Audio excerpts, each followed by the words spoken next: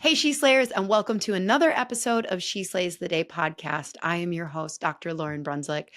Now, to my large following of chiropractors, if you want to feel like we are not all a bunch of hot messes and that all of healthcare is a little bit screwed, today is your episode. So today I am talking with Kiera Dent, and she is a dentist. Okay. I actually have another dentist coming on in a couple of weeks. It's so interesting. The more I talk to veterinarians and physical therapists and dentists, like we just share so much in common in our marketing and our leadership issues, our money issues, our debt issues. Like we share a lot. And so you're going to hear part one today of basically Kiera and I talking about how we're going to fix the whole healthcare issue, the whole thing. We solve it. So don't worry. This week and next week, we solve the whole problem. You're also going to pretty much, in the course of 2 episodes, get my summarized view on how we fix the broke doctor problem. So you're going to get it for free, right? Like all my students have to pay. Now they just pay for the strategy to actually apply what we're talking about. But so like if I could have a keynote signature talk on how to fix where we're at in life as healthcare providers, you're about to hear it. So really good talk. Kiera's cool. Before I talk to you about her intro, I do want to invite you to a brand new boot camp that we have coming up the end of October. It is October 28th, 29th, and 30th. And we are going to be doing live tactical training on how to grow your following. Now, this is not for healthcare providers who want to go like super viral on just anything and become an influencer and post thirst traps. This is for healthcare providers who are looking to figure out how to make an impact online and become a thought leader, like to actually gain meaningful followers who will potentially lean into buying their programs if they have them, who are interested in the solutions that they're talking about. So it is called Grow Your Following. It is a 3-day boot camp. You will get replays, but only until that Sunday. So you're going to have to be kind of Johnny on the spot on listening to your replays. It's $37. There is a VIP option that is $47, a whole $10 more, where you'll get a bonus day of me auditing if you want your reels, your Instagram bio, what kind of tweaks I would make. So like very, very strategic application to you. So we'll have the sign up for that in the show notes. I feel like there was something else. I can't think of it. So I lost my opportunity to tell you. So that's all I get to tell you about. So let's talk about Kiera. So Dr. Kiera Dent is the founder and CEO of the Dental A-Team and host of the Dental A-Team podcast. She's worked in nearly every role inside a dental practice and now consults with offices across the US, helping teams streamline systems, elevate accountability, and boost profitability. Like her and I are like literally we're cut from the same cloth, except different grad schools. Kiera also speaks, writes, and teaches for the profession, drawing on hands-on experience to deliver practical, results-driven strategies for dentists and their teams. Now, she has a podcast called the Dental A-Team Podcast. Now, if you are a dentist and you're not listening, go listen to the podcast. But if you are a healthcare provider who really resonates with what Kiera talks about, because it is so in alignment with my a lot of the topics that they talk about on there is across for all healthcare professionals. And it's about universal practice growth. So gaining strategies on leadership, efficiency, business and systems, team and patient success, like proven ways to build high performing teams and just a fresh perspective, discovering innovative solutions that can inspire new approaches within the healthcare field. So if you're looking to add to your podcast list, go check her out because she's a breath of fresh air. I'm still trying to figure out what I was supposed to tell you, but I can't. So we'll take a breath and we will pray. Dear God, thank you so much for the continued conversation that we get to have as podcast hosts with our listeners. Um, God, I just pray that for anybody who sees themselves in this, that they just realize they are so not alone. As I am talking to our students in our programs, just I am reminded that running a practice can be this very lonely island. And we just carry all this shame and embarrassment that like everybody else knows, and we just haven't figured it out yet. And if we could just figure out that one thing, like life would be so much easier. And I'm just, God, I just want people to continue to seek to turn to you, to focus on their leadership skills and becoming better and looking for the answers and not just looking for the next, latest, greatest guru to just soak in everything they say as gospel. In your name we pray. Amen. Okay, without further ado, here is my conversation with dentist Kiera Dent. So welcome to the show, Lauren. How are you today? Thank you. As you were reading that, is so funny because like in this world of virtual assistants and AI, I'm always like, what bio is she reading? And I'm like kind of holding my breath like, oh, and I'm like, okay, yep, that's true. That's true. Oh, this is good. I did really get sad and burnt out.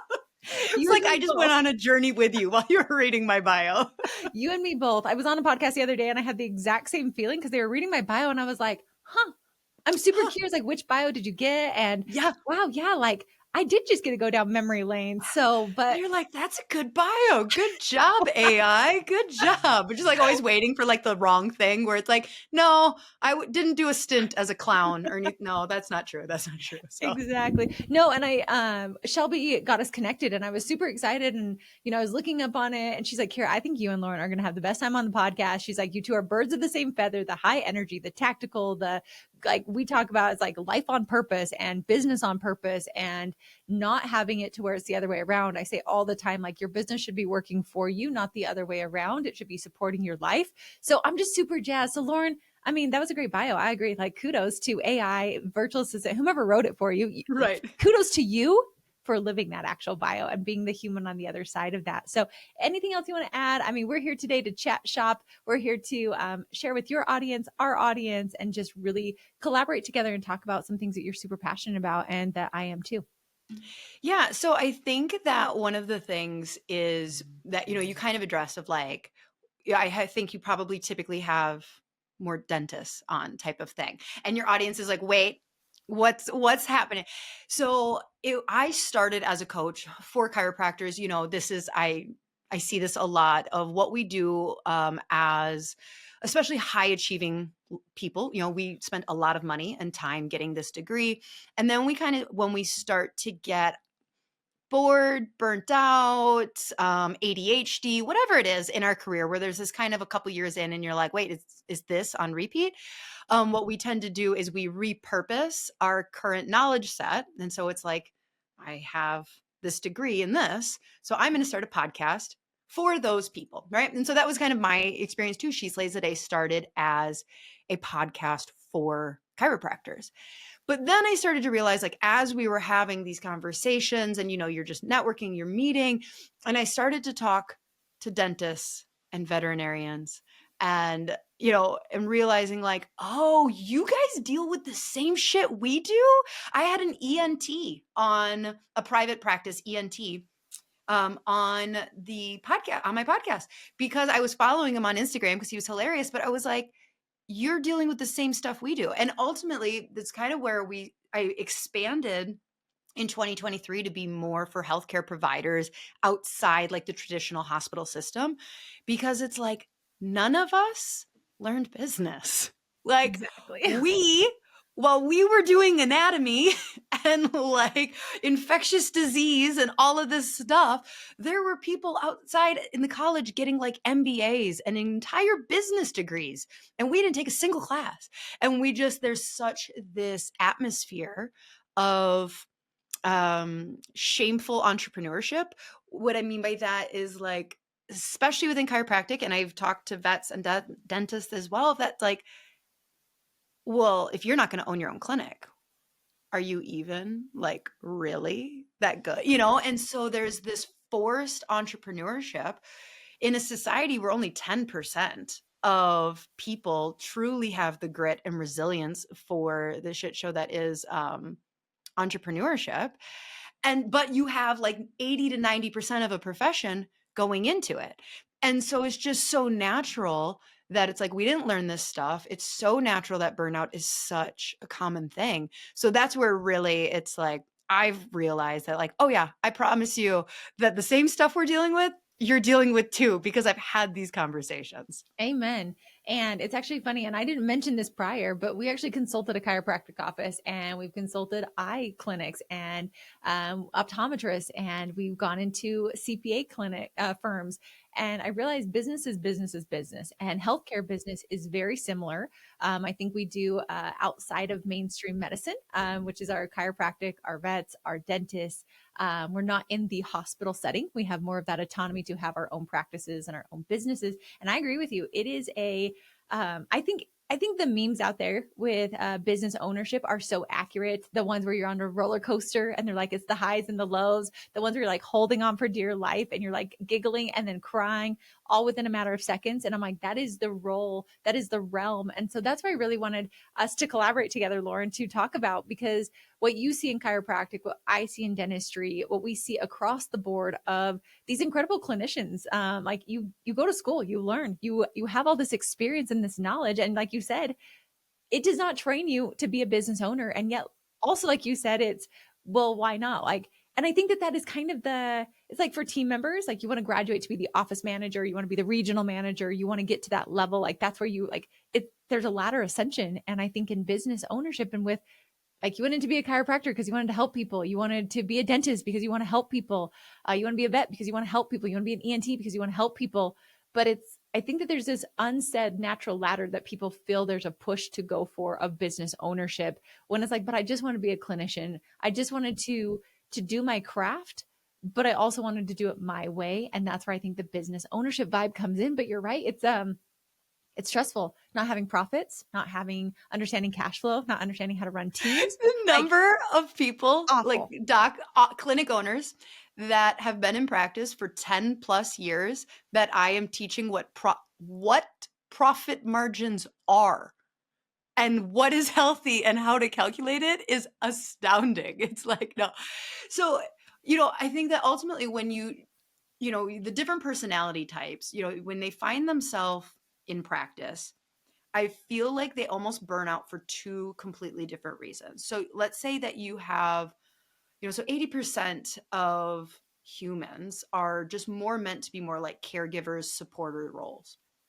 I would guess that that's even higher in someone who's called into healthcare, right? That like they went into this, believe me, if you are about to decide what you should do with your life and you are like, I'm an entrepreneur and I want to be rich, do not go into chiropractic, do not go into dentistry.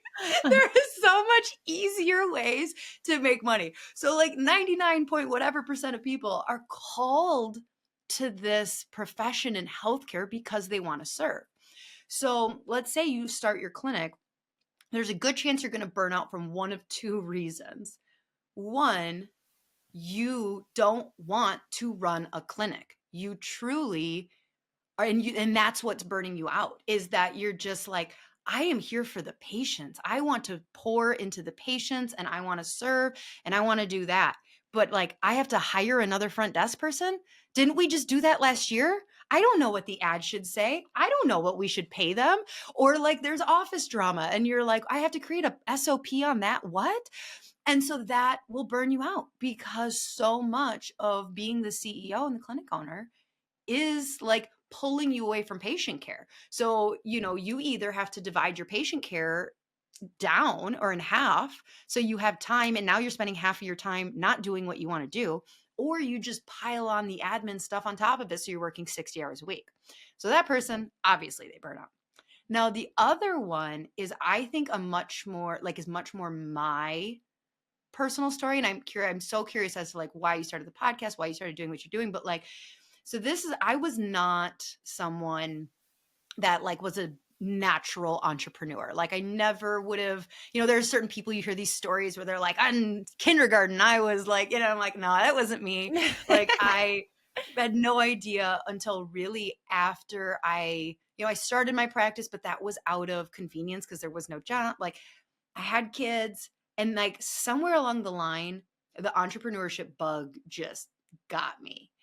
And then all of a sudden, that's what I wanted to be doing. Like I wanted to be scaling, looking at marketing strategy, looking at like growth projections, creating higher, like I wanted to do that. But then like Barb needs me in a room too. And I'm like, Yeah. ah, like I like serving. Yes, yes, yes. But like this is what was exciting to me. And so then, and this is where I'll kind of like be vulnerable and share my story because I know from stage that this helps people. People see this, but it's embarrassing to admit, but the patient care became boring. The patient care became repetitive. Like in the beginning, you're like, oh, how do I fix this? And like, you're not getting results. How do I do this? Like, and it was this problem, like new problems to solve. But once you've been doing it 5, 7 years, for everybody's different, like you're kind of like, I can do that on autopilot. And it wasn't challenging a part of my brain that wanted to solve new problems. And so there was a lot of shame and guilt that came with like, because at this point, I've been in practice 7 years. Like I'm in my early 30s. Like, okay, well, you're doing this for the next 30 years. And I was like, I can't do this for the next 30 years. And so that's just like whichever side a clinic owner sees themselves in, like, you're not safe on either. You have to figure out burnout on either side. But they're completely different reasonings. And I think understanding why are you feeling that burnout is really important. Yeah.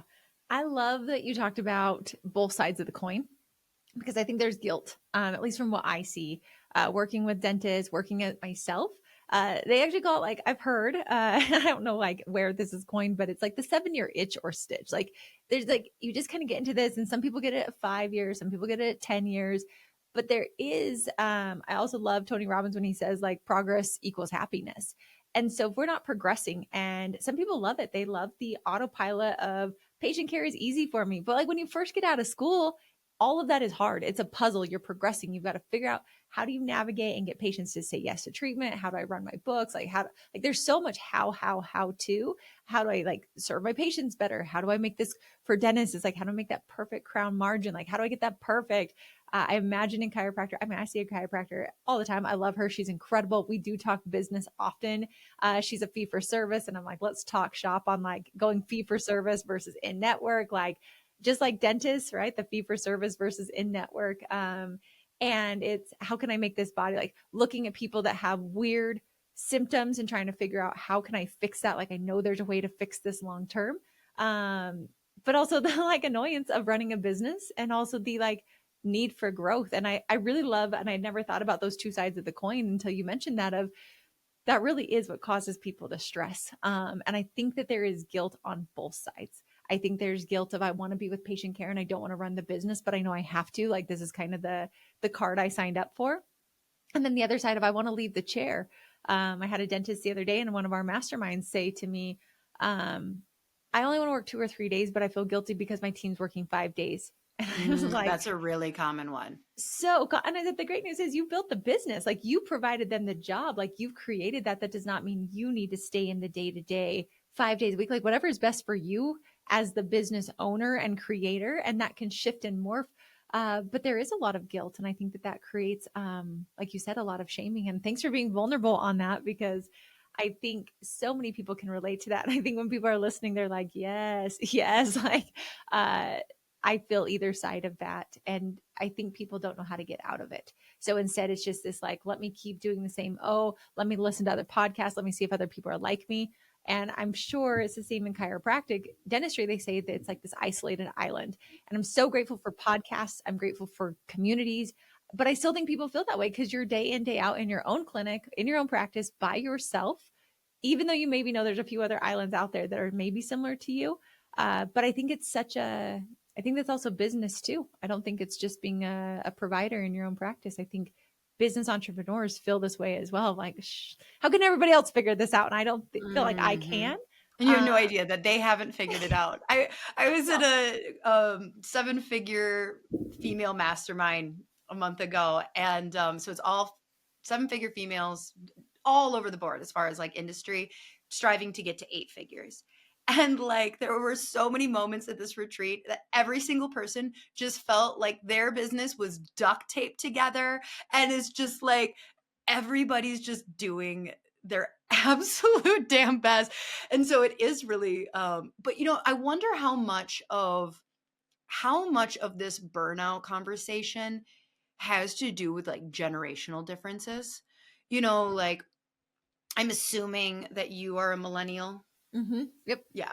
I like the emojis. I'm here for it. All the millennial vibes. Like I'm here for all of them. I feel like we really are the best. fit We really are. Don't tell everybody else, but we are the best generation.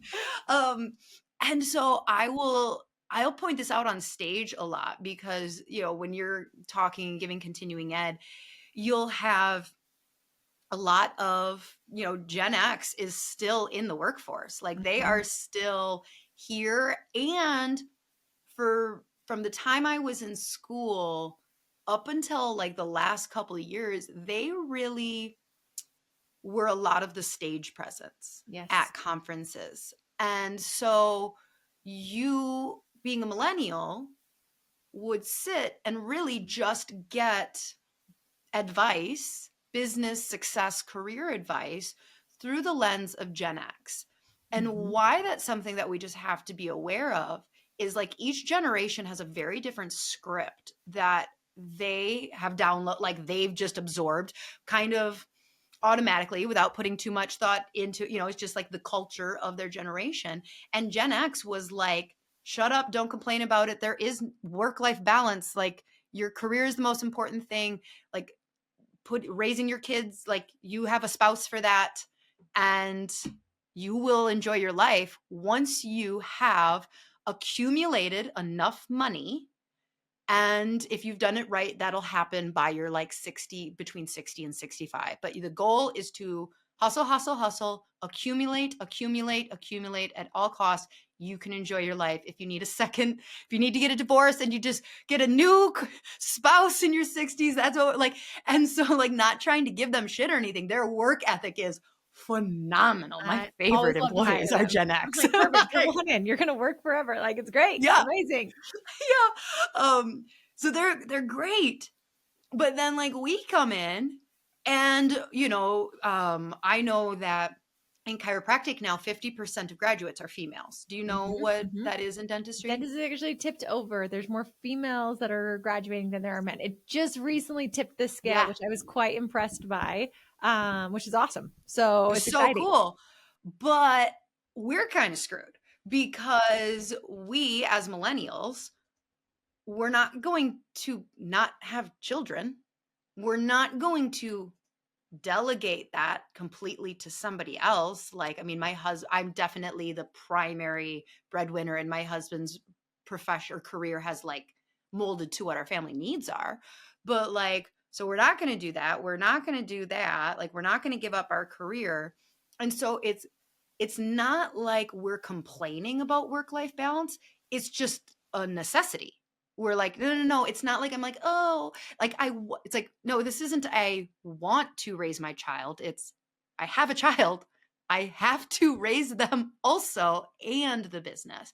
And so like, we're trying to figure out like, well, I can't follow that script that we saw from stage for so long is just like, that's not going to work for me. So we're trying, that's why everything feels duct taped together is because we actively reject it. We were given a script to follow, like work 6 days a week, just do it.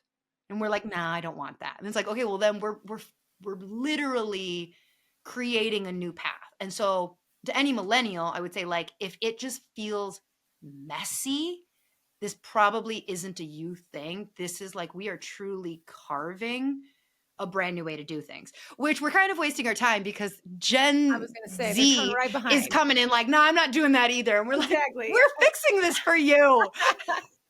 And they're like, no. We see that we're not doing that either. Yeah.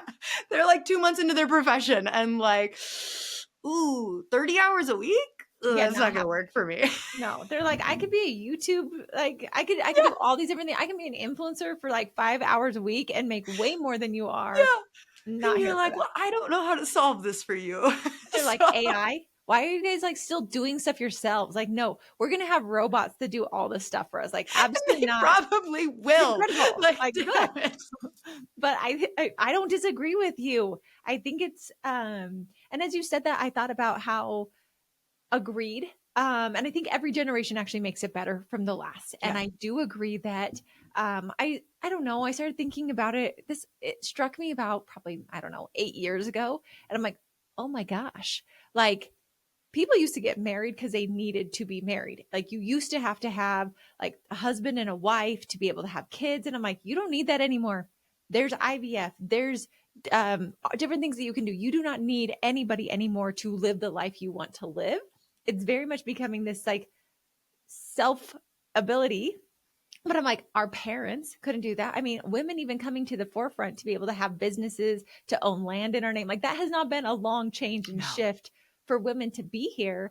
And then I also think that there's a whole dynamic for women as well coming into the scene, like you said, of they are coming in there. We're having stronger professions. We are being stronger business owners. We're like the kid having children is being delayed much longer in life. And so I do think it's a walking through and not understanding like where are we even supposed to go, because what we've seen as the model isn't the model for us anymore. Like that doesn't work. Our lives look different. I mean, my mom, she didn't work. A lot of my friends' moms didn't work, or if they did, they worked at the schools, or they didn't work like high level powered careers, a lot of them. And I'm so excited that women are coming into the workforce, and because there's so much talent and beauty. But I do think that there's a whole dynamic, and for men too. I think that the whole shifting, like you said, Oh a lot yeah. of women are becoming They want breadwinners. to be dads. They do. Like that's the thing too, is like they're like, hey, I just because I'm a dude doesn't mean like I'm okay with missing my kid's childhood. Right? It truly Exactly. is a generational shift.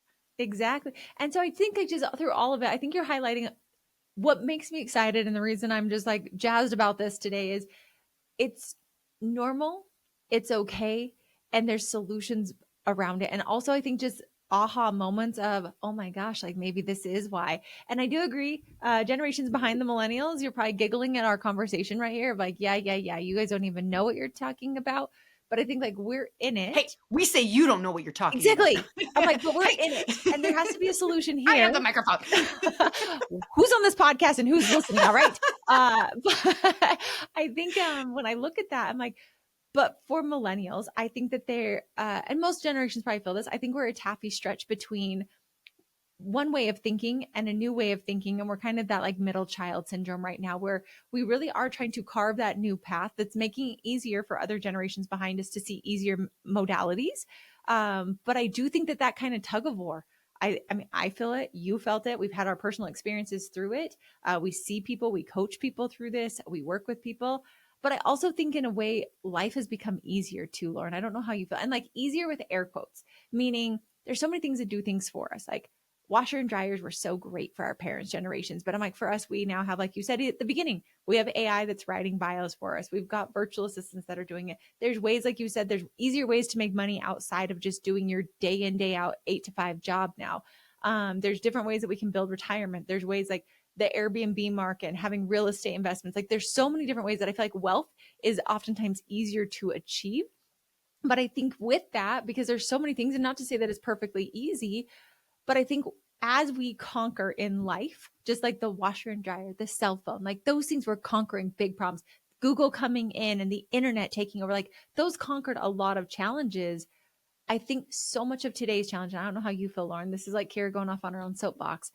I feel like you said so much of it now is our mind, and like that space of centeredness, of balance, of not having to work all the time. I think a lot of jobs have shifted from labor jobs to mental labor jobs.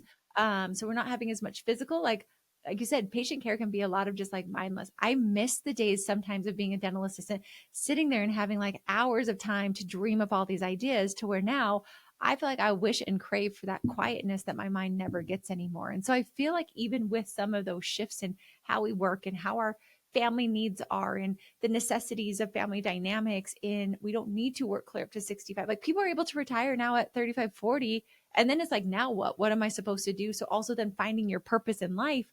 I think you combine all of that into a cluster storm and voila, welcome to Millennial Dilemma. Like, we can coin that of what do people do? How do they exist? And I think the future generations coming will have even more of this at more grand scale.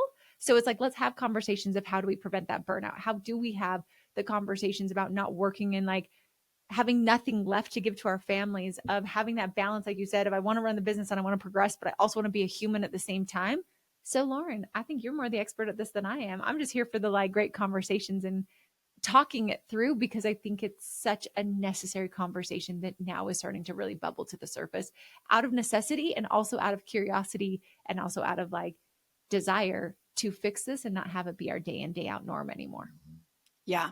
Well, so I'm going to say another kind of controversial thing then. Ready? I love this. So you touched on it, and like with any time, we don't love, as care providers, we don't want to come across as greedy, right? And so what we end up doing is like, we'll just be like, it would be great to be wealthy, but like not too much. Like I don't need to be rich, like, and you didn't do this or anything like this, but like other people is just like, yeah, I would like to make a little more money. And so part of my story, I'll give you the very short version, was we had our most successful revenue year ever. And it was with like the least amount of money I had taken home in like 7 years. Happens all the time. Yeah. All the time. Yeah. We call this payroll bloat. You need to fix your pricing structure. So we could talk about pricing increases. And so like, I'm a cash clinic. So like, this was my own fault. I set my prices and I just did a bad job at it. And so part of like, when people are like, well, how did you, like, were you burnt out? And I was like, yeah, I was burnt out at like 32. And you're like, are you burnt out? And I'm like, no, I freaking love what I do now. I still serve patients 10 hours a week. Oh, actually, as of last week, it went down to like 7. Cut a shift. Yay. So I still serve patients like 7 hours a week. I still spend probably like 3 hours a week running meetings and like running the clinic. But now we have other investments.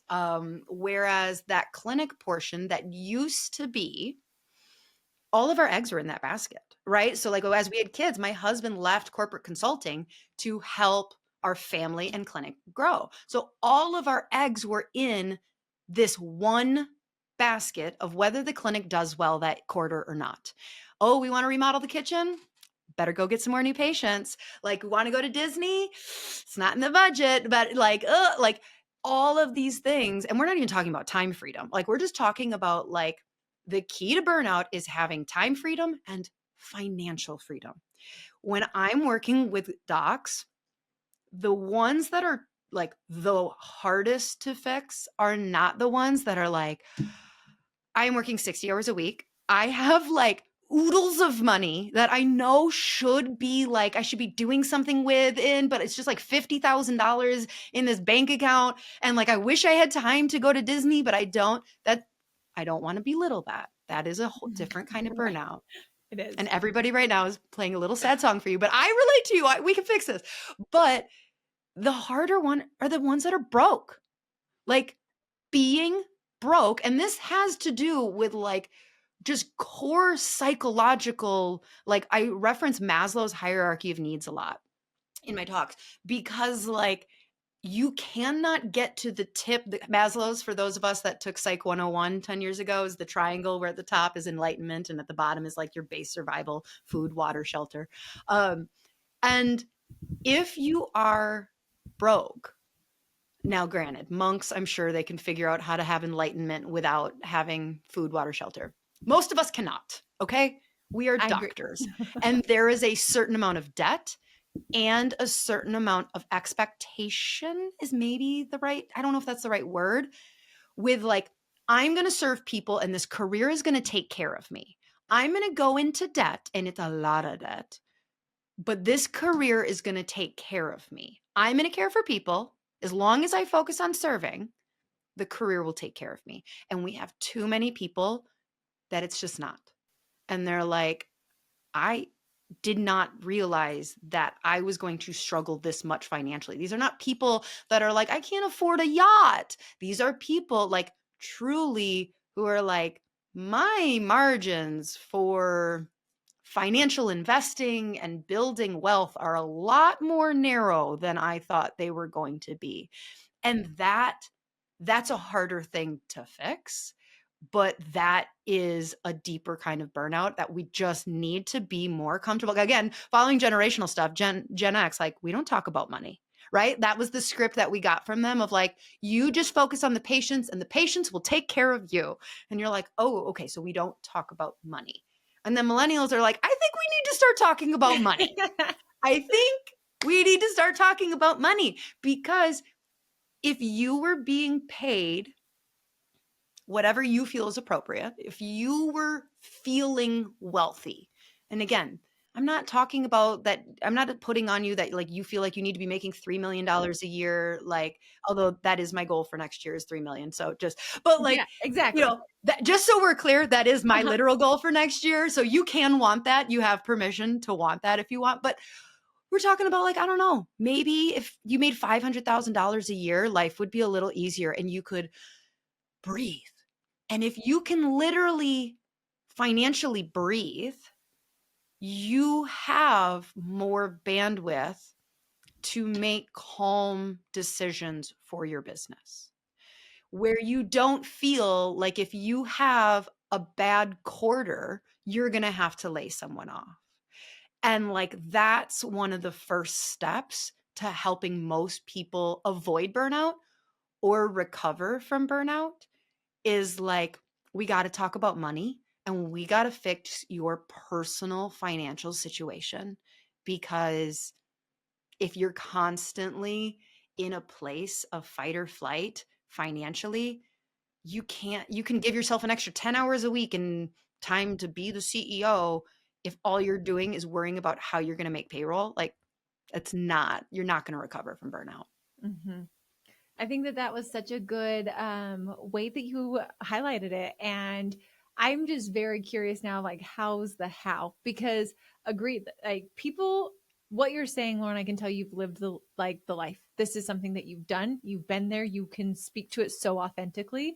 I've been there many times, and I'm always like, I want our doctors to get paid so well. I see how much you go into school for debt. I see and I think that that's a different piece too. If we're going to talk generational, people were not walking out like $500,000 in debt. And y'all are way worse than us, right? Like, what's the average dentist? Like 350? Average dentists right now are coming out at almost $500,000 of debt. When they that is bonkers. It's bonkers. You guys, like when I heard that, because I posted a reel that was like went so viral, and it was just about like healthcare debt and reimbursement rates. And that's when I learned they were like 250. Talk to a dentist. And I was like, wait, why? How long? And they were like, yeah, 350 minimum. Close. And I was like, yeah, that's insane. That's insane. And then you go buy a practice. So the practice that I helped start with a dentist straight out of school, I called her 2.5. Like I'd walk by and be like, get that spine up. Like you're 2.5. We were 2.5 mil in debt. So that was coming with student loans. So schooling was 500,000. Living expenses during that time were about another, 2 to 500. So like they're walking out with this $500,000, $600,000, $700,000 worth of debt, not just including your schooling, but all of life expenses, because you're probably not working while you're going to school. And then we went and bought a practice that's about a $2 million practice. So we were like 2.5, not like we were 2.5 in debt. And I was like, keep that spine up, like put your hands up when you walk across the street. Like you got to keep those hands in motion, because otherwise, how are we going to get out of debt? And I think for me, when I look at that much debt, when I look at that much risk, and I look at the benefits that healthcare providers are giving, I'm like, no. And I tell teens all the time, I'm like, you want your doctor to be ridiculously wealthy. Like I do. And I preach this hard, and I say, no, you should, and you deserve it. And we want you that way because you're a better boss. You're a better clinician. You are better at doing your services because you're not stressed about making money. So we're not, like you said, like, I want to go to Disney. Let me go find more patients. No, I have confident, predictable payroll or cash flow. I'm very successful in what I do, and you can make the margins there. Like, I was the girl who did business that did not understand numbers. And now I say, like, I love numbers and numbers definitely love me. And I'm like, it's now just a fun math equation. If I want to make X amount, you just back it down, you figure out what your costs are, and you figure out the 3 levers you can use. We either drop our overhead, increase our production, and or our collections. Like, it's very simple. When I'm like, It's okay, very got it. simple. Like, got it. When it's just those 3 levers, people make it so much more complex. And I think it does feel complex. Like, reading a P&L is ridiculous. If you don't know what that is, that's okay. We're here. There's no judgment. It's a profit and loss statement. And I love educating people on this. Like, this is where the fire in the belly comes. This is where we get lit up, because when I have someone who's cash flow positive, like you said, they can make calm decisions. They're not sitting here stressing all the time. But Lauryn, I'm very curious. Like, you've talked about it at length. Like, what do people do? Like, what's the how? How do we get into this? How do we have multiple streams? Because agreed, all eggs in one basket. Oh gosh. It's to me, that's like just a ticking time bomb. Like, one bad day, one bad patient, one bad procedure, like, it's just going to explode, because you're sitting on the edge of fear all the time, to where you are in like cortisol, adrenaline, like you are pumping. And then what you do is you go into complete shutdown because you can't handle it anymore. So your body and your system literally like just shuts down on you. You become apathetic to life. Things aren't exciting for you anymore. You become very numb to walking through the world. And it's like, I feel like the world of color goes into very like gray. It's very subtle. It's like, there's no life left. It's just, you are living life, but you're not actually being and living day in, day out. So what are some tacticals? Like, I'm so curious. Well, I love to hear so, I mean, ultimately what you have to, I'm no cash flow expert. My husband would like laugh, not, but he wouldn't laugh. He'd just be like, oh, what's she going to say right now? So like, cash flow will multiply the more you start putting your money to work. Okay. So it's very, very, step 1 is simple. It's exactly what you said. You have to have cash flow coming from your clinic. You have to. Like, you need to spend less money than you are bringing in. Okay. Ooh, love that. Ding, ding, ding. All right. Yeah. Great. Got it. So it's like, it's simple. And what did you say? Like you said, there's only 3 ways to make it happen. There are. Like, You either lower cut your costs, overhead. increase what you're producing. So like, Yep. for how many See more patients people. you're seeing, Yep. and or collections, because a lot of times you're producing enough, but we're not collecting the money that we're actually Yes. producing. And that then people are like, I have no money. And I'm like, you have 500,000 sitting in your AR that's not collected. So you actually have money. You just have a broken system of how to collect it. And to your point, my husband said this very early on when I started the company. He said, like, Kiera, don't lose money. He was like, Kiera, I'm not going to give you any rules, any parameters. He's like, just don't lose money, because that's going to cause a lot of strain on us. And I thought about that. Husband. It's like, go, like, yes, it's a great plan. Like, it's really been a good thought for me. But it's like, if you are going to lose money on having a business, go be an associate for someone else. Like, it's a hobby at that point. It's not a business. So I'm like, if you're not going to have your business make money for you, like, truly, no judgment, go honestly be an associate, go work for someone else so you're taking home a paycheck. When owners are working for themselves and making less than they are as an associate, I'm like, we have a big problem here. And now you're mad because you got way more problems. You can't just clock in, clock out, and leave for the day. And I'm like, that's actually not a business. That's a hobby. And they're like, hobby. but I have the freedom when You I'm have the no owner. freedom. Like, you don't have freedom. No. You can't afford a vacation. No. Like, you, and also Delusion. like, what?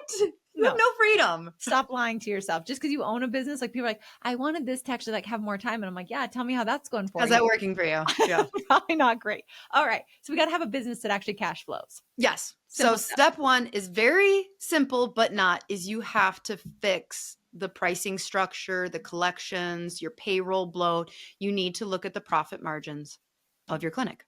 It's very easy, very difficult, but very easy. Like, and they're industry specific too. I don't know how it is in chiropractic, but I know in like dentistry, we say right now, even with all the things, like, I want 30%. We're talking all things, fringe benefits. No, that's pretty, yeah, that's pretty healthy. Like 30% for payroll, 25 to 35 to 30 is about average. And we aim for, I don't know how it is in chiropractic, but I aim for a 50%, not including doctor pay, 50% overhead in dental practices, 30% of doctor pay. Cause I'm like, that's what you're going to get paid as an associate. So like, let's at least pay you that.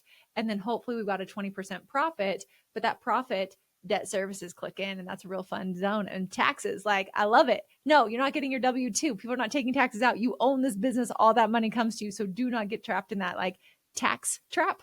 But that's a very simple formula. And you look, what is my supplies? What are my rent? Like, what are all those things? And if you figure out the benchmarks, then you know which one am I bleeding money on, quickly fix that hole so we stop bleeding. It, like, again, it seems so hard.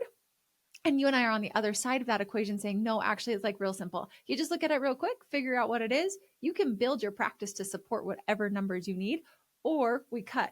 Usually it's easier to increase production and collections than it is to cut. But a lot of people are just overspending in ridiculous ways that I'm like, no. Like, I have a practice. I looked at their numbers. They this year, shouldn't giggle. I did giggle because I was shocked. They're like, here, we have no money. And I was like, all right, send me your P&L. Let's take a look at it. So I did. Year to date, they produced 528,000. So they're doing about 85,000 per month is what I calculated when I ran the numbers.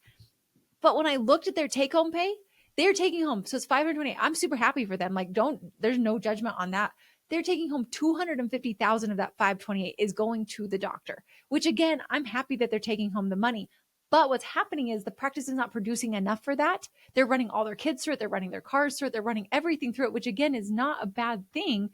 But if you don't have cash in your business to hire people, I was like, we're a little off on the One of my percentages. favorite things to teach people is because people are like, I just want to learn tax strategy. I want to learn tax strategy. And you're like, okay, here's the thing about tax strategy is you can only do tax strategy. Can't see, I'm doing air quotes here. Air quotes. I see them.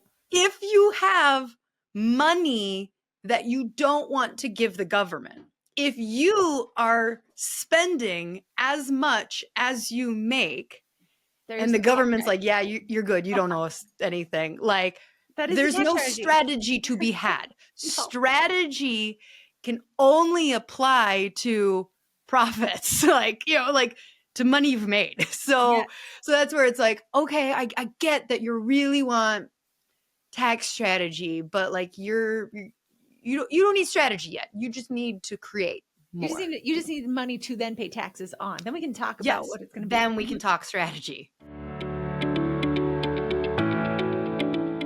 All right, that was my conversation with dentist Kiera Dent. I hope that you could see just the parallels. Like, this is not your unique profession. So whether you're a dentist listening and you're going like, oh my gosh, I didn't realize chiropractors did that. Or veterinarians are out there going like, hello, us too. We resonate with this so much. Our physical therapists in the room, like we are not on a lonely island. We are here together and we are doing this. So if you are interested in some of the things that we started to talk about in diversifying, like that being part of the solution to being broke, I highly recommend that you attend our 3-day bootcamp, Grow Your Following, the end of October.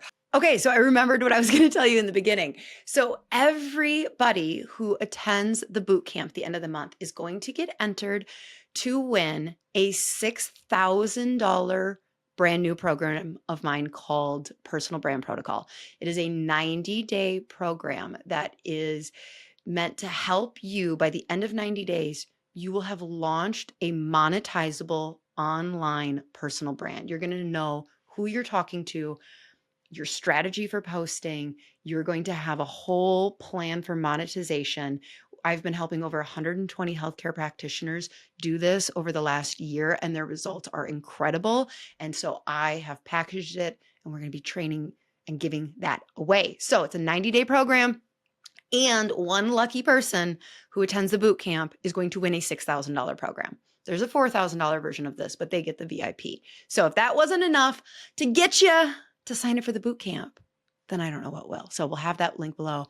Until next week, She Slayers, I love you. Thank you. Have a great week. Bye.